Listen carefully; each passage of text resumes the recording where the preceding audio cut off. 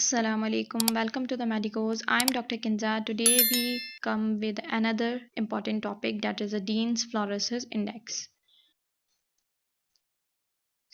ये काफ़ी फ्लोरोसिस से रिलेटेड तो काफ़ी क्वेश्चन आए हुए हैं, लेकिन ये हमारे one of the important indices में से है, डीन्स फ्लोरोसिस इंडेक्स.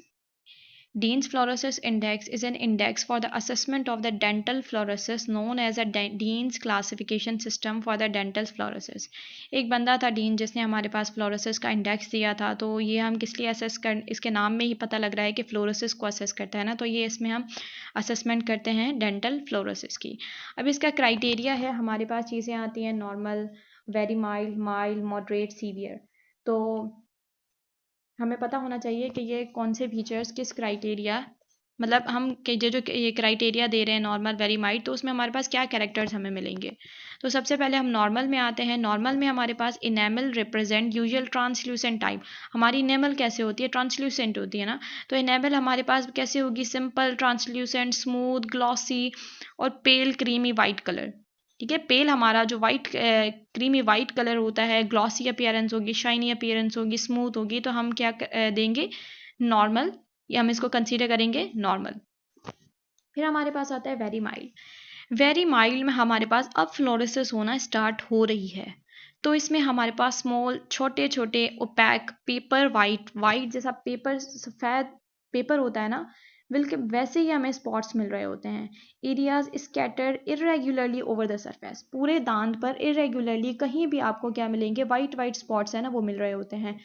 अब मेन चीज़ क्या याद रखनी है आपने, ठीक है, एक तो BCQ जो है ना, वो अलग अलग ऑप्शन में जो करेक्ट आंसर है वो दोनों तरह से आ सकता है. या तो ये भी कह सकता है कि वेरी माइल्ड में हमारे पास जो इनेमल होती है या तो सरफेसेस होते हैं, वो इन 25% से ज़्यादा इन्वॉल्व नहीं होते. ठीक है, not involving as much as approximately 25% of the tooth surface, जो हमारा सेकंड पॉइंट है.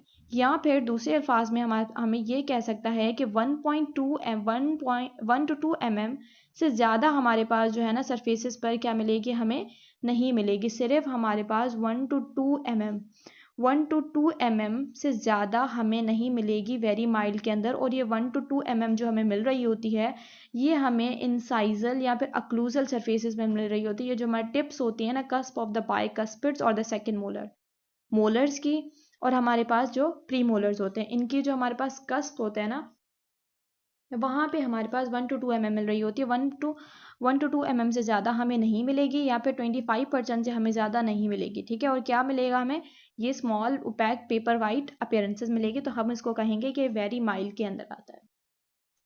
फिर हमारे पास माइल्ड है. माइल्ड में हमारे पास क्या है, white opaque areas in the enamel do not involve as much as 50% of the tooth. वही ईजी है हमारे पास बिल्कुल कि 50%. पहले हमारे पास क्या था, 25% से ज़्यादा नहीं था वेरी माइल्ड के अंदर. माइल्ड के अंदर अब हमारे पास 25 से तो ज़्यादा होगा, लेकिन 50 से कम होगा.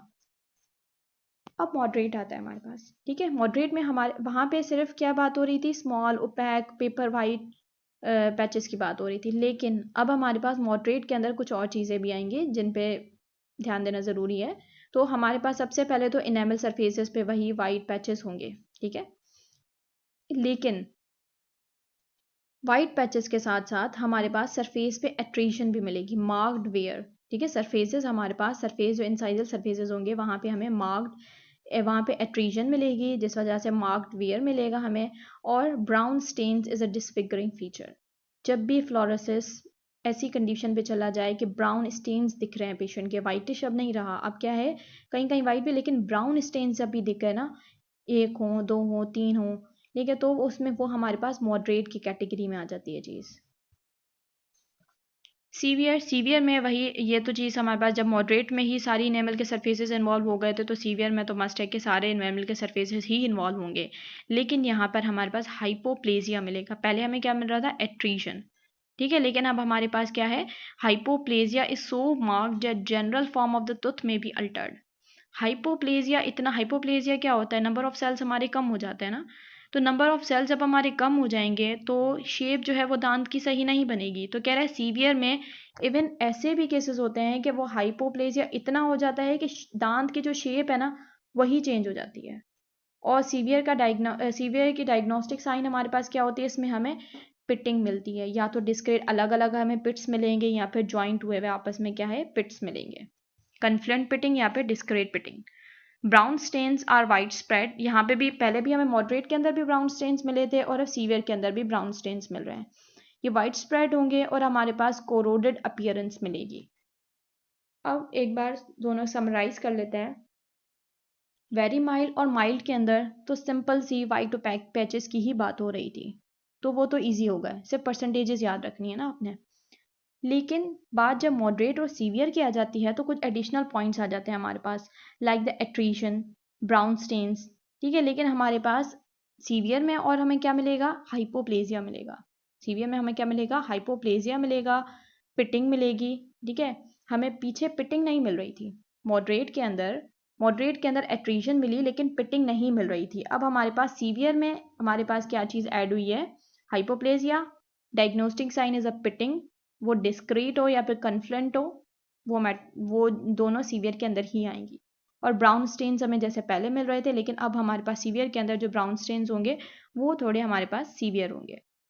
So this is for today. ये काफ़ी इंपॉर्टेंट इंडाइसिस है, तो होपफुली आपको याद रहेगा। कोई भी अगर क्वायरी हो तो आप कमेंट बॉक्स में पूछ सकते हैं। अगर आपको लेक्चर पसंद आया हो तो काइंडली सब्सक्राइब करें, लाइक करें एंड शेयर करें। Thank you.